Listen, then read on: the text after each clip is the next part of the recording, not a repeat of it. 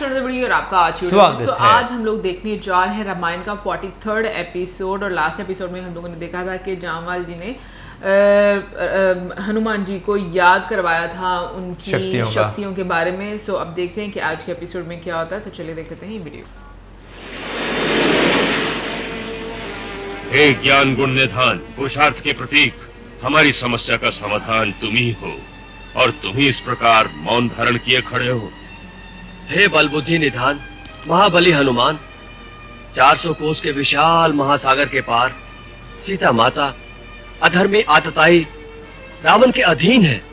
साधन मिल गया है, सिद्धि तुम्हारे हाथ है बजरंग बली। हे अमित तेजस्वी हनुमान, अपने अंदर उमड़ती उमंगों से सागर की उमंगों पर विजय प्राप्त करो। हे तात, अब तुम लंका में जाकर अपने नाम का डंका बजा दो, सीता की सुध ले आओ, अधर्मी और अज्ञानी असुरों को चेतावनी दे आओ। जागो जागो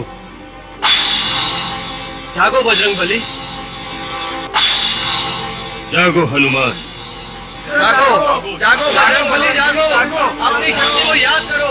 जागो हनुमान, जागो बजरंग बली, जागो बजरंग बली, जागो।